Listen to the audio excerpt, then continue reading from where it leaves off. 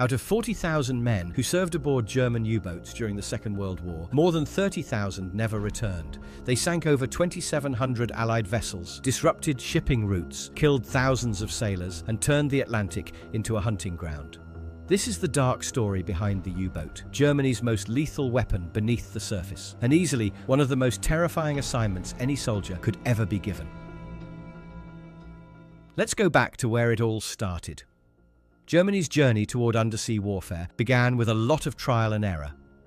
In 1850, an inventor named Wilhelm Bauer drafted plans for their first sort of submarine. The design was ambitious, although far from any sort of modern technology. Then it was tested, and it sank almost immediately. Somehow Bauer and his 2 crew members managed to survive the accident, and interest in submarines continued, though slowly. It wasn't until the early 20th century that Germany started to take the concept seriously. Looking for ways to challenge Britain's dominance at sea, as they were unable to match its battleship fleet, German strategists turned to a different kind of naval weapon. Instead of fighting head-on, they would target commercial shipping. The idea was that if you couldn't outgun the Royal Navy, you could still starve Britain of resources. By the time World War I erupted, Germany had 28 U-boats ready for combat, and they wasted no time showing what they could do. Just weeks into the war, U-9 torpedoed and sank 3 British cruisers in under an hour, killing more than 1,400 sailors. That one action made it clear the rules of naval warfare had just changed forever. But these early submarines weren't actually submarines in the sense we know today. For the most part, they sailed on the surface and only submerged when preparing to attack or evade detection.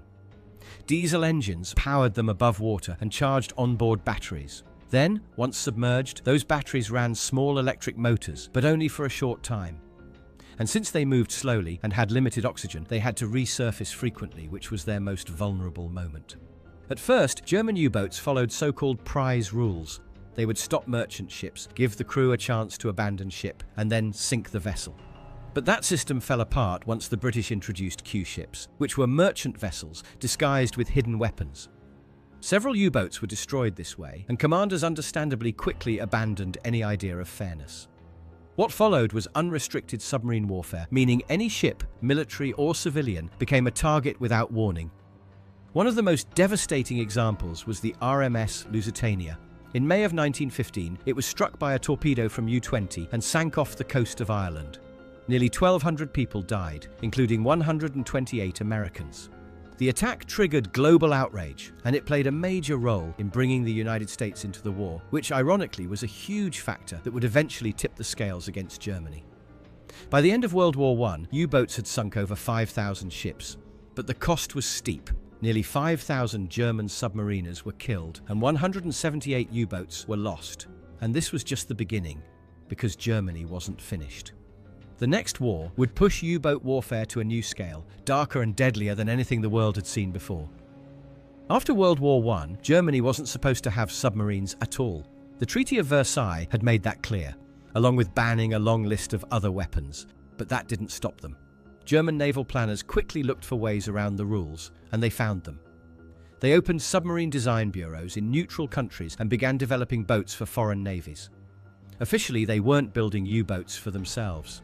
Unofficially, they were refining every element of the next generation of underwater warfare. By 1935, the charade ended. Hitler formally rejected the restrictions of Versailles and announced Germany would rearm. Among those pushing hardest for submarine warfare was Admiral Karl Dönitz, who had a new strategy in mind, one that would redefine the U-boat's role in combat. Instead of sending submarines out alone, Dönitz envisioned groups of U-boats hunting together, coordinating their attacks to overwhelm Allied convoys. This new tactic became known as the Wolf Pack, and once it was put into action, Allied shipping would never feel safe again. Germany's primary weapon in this campaign was the Type 7 U-boat. It became the backbone of the Kriegsmarine. At about 220 feet long, it could sail nearly 9,000 nautical miles without refueling. In theory, it could dive to 750 feet, but that was only for emergencies. Most of the time, they stayed between 300 and 500 feet. Even then, hulls sometimes groaned and buckled under pressure, and leaks were common. U-boats were now tasked with a simple-sounding mission: sink every ship that carried fuel, food, weapons, or troops bound for Britain. They cut off the supply lines, crush the economy, and bring the country to its knees, all with no invasion required. Dozens of U-boats slipped out into the Atlantic, stalking convoys that moved slowly and predictably. One sunken freighter could mean thousands of tons of cargo lost. If it happened to be carrying soldiers, even better, and they wasted no time getting started. On the very first day of Britain's entry into the war, U-30 fired on the SS Athenia, a civilian ocean liner. Over 100 passengers were killed. The German High Command later insisted it was an accident, but the message was already out. Civilians were targets too, and no one crossing the Atlantic could count on being spared. At first, the Royal Navy didn't grasp just how serious the threat had become. They assumed the convoy system, combined with sonar and depth charges, would provide enough protection. After all, they'd dealt with U-boats in the last war, but this time German submarines were faster, better organized, and far more aggressive. By the end of 1939, the ocean floor was already littered with the wrecks of merchant vessels. Every departure became a gamble. Crews knew that even if their ship wasn't carrying anything important, it could still be marked for destruction. And Admiral Dönitz was only getting started. During the day, U-boats would lurk beneath major shipping routes. Once a convoy was spotted, they'd track it from a distance, using just optics and mathematics to calculate course, speed, and bearing. At night, they'd move in closer. U-boats were also usually armed with a deck gun, which could be used to finish off damaged ships or sink smaller targets without wasting precious torpedoes. But as Allied air patrols increased, surfacing soon became more and more dangerous, so the bulk of the damage came from torpedoes. Once the firing solution was worked out, the torpedo officer would adjust for angle, spread, and distance, all calculated by hand, with no electronics or modern guidance. When ready, compressed air launched the torpedoes out of the tubes. The G7A models were powered by steam, fast but easy to spot thanks to the long wake they left behind. The G7E, on the other hand, ran on electricity. It was slower but silent and wake-free, perfect for stealth attacks. The downside, on the other hand, was that early versions were notoriously unreliable and could even circle back and hit the U-boat which fired it. A single U-boat usually carried up to 14 torpedoes, but only 4 to 6 could be loaded at a time, so every shot had to matter. If a spread missed, it could mean revealing their position and inviting retaliation. When an attack succeeded, the results were horrifying. There were no nearby ports, no quick rescues. Survivors often drifted for days on rafts or in freezing waters, hoping another convoy might spot them before it was too late. By the time 1941 rolled around, the U-boat threat had gone from a dangerous nuisance to a full-scale strategic crisis. Germany's submarines were devastating Allied supply routes. In just 1 year, over 6 million tons of merchant shipping had been sent to the bottom. Britain's survival now hinged on its ability to protect those convoys, and now the cat-and-mouse game had officially begun. Back in 1940, Britain reinstated the convoy system, bundling merchant ships into heavily guarded formations. Admiral Dönitz responded with his now infamous wolf-pack strategy. U-boats would operate in coordinated groups, attacking the same convoy from multiple angles, overwhelming the escorts with sheer volume. And so, the escalation began. When German subs started traveling in packs, the Allies created specialized hunter-killer groups to track and eliminate them. By early 1943, all of those countermeasures started paying off. The Atlantic had become far more dangerous for the U-boats. That May became known within the German Navy as Black May. In just 4 weeks, 43 U-boats were sunk. That translated to a staggering loss rate of 41%. And if you add to each U-boat a crew of around 50 men who went down with it, it's better not to even imagine how their last seconds might have looked like. Anti-submarine warfare had finally caught up, but progress had come through a long, costly learning curve. At the start of the war, the main tool available was the depth charge, a drum-shaped explosive that could be dropped from a ship and set to detonate at a specific depth. Early versions were crude and only deployed from the back of a vessel, with no real accuracy. Later came more sophisticated weapons like the Hedgehog, a forward-firing mortar that launched 24 small explosives ahead of the ship.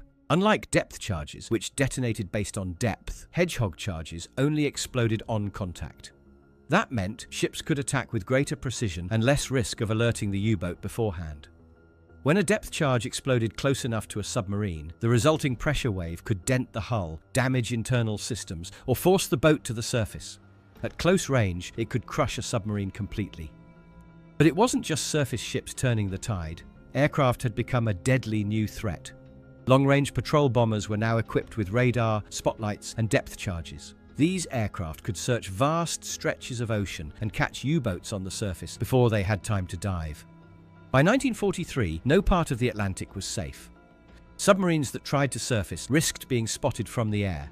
Those that stayed underwater faced sonar-equipped escorts and increasingly accurate attacks. Germany's once terrifying undersea fleet was being pushed into a corner. The hunters were becoming the hunted. But what made life on a U-boat truly brutal wasn't just the danger outside, it was what happened inside. Life aboard a U-boat was, simply put, punishing. Patrols could last up to 12 weeks. And, as the missions dragged on, conditions steadily declined. One of the biggest issues was air quality. Early U-boats didn't have effective air filtration. Within 24 hours of submersion, the atmosphere would become stale and oxygen levels dropped. Headaches were common and prolonged submersion became dangerous.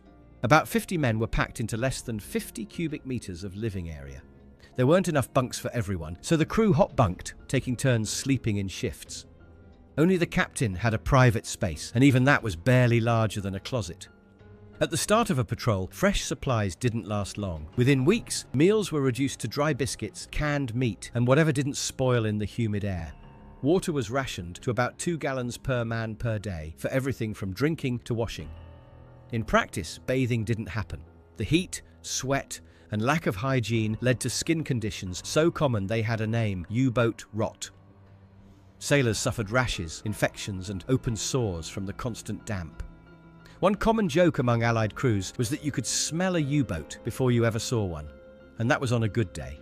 What really wore men down was the constant awareness that death could hide behind the corner at any moment, and in ways no one wanted to think about. It's one thing to fear you'd be shot, but completely another that you might go down into dark depths in a thin can. Whether caused by damage, mechanical failure, or a miscalculated dive, the result was the same: a rapid descent toward crushed depth. Crews had a name for it: a death dive. The hull creaked under pressure and the steel began to bend. Everyone on board knew what came next. Water pressure increases rapidly with depth, and if you go too far, the hull simply gives in. When it does, it's an implosion that flattens the entire craft in a fraction of a second. The only way out was to blow the ballast tanks and hope the boat would level out. But if that system was damaged, or if the dive was already too steep, you'd be waiting just for the inevitable. And believe it or not, there was something even more terrifying than implosion. Some submarines didn't go deep enough to be crushed. Instead, they hit the ocean floor in shallow waters. Crews waited in the dark, without power and with no way out. In some cases, oxygen simply ran out. In others, cold seawater slowly leaked in, rising inch by inch toward the ceiling. That was the real fear. Not being blown apart, but being trapped alive in a steel coffin, sinking helplessly with nothing to do but wait. Then there were fires.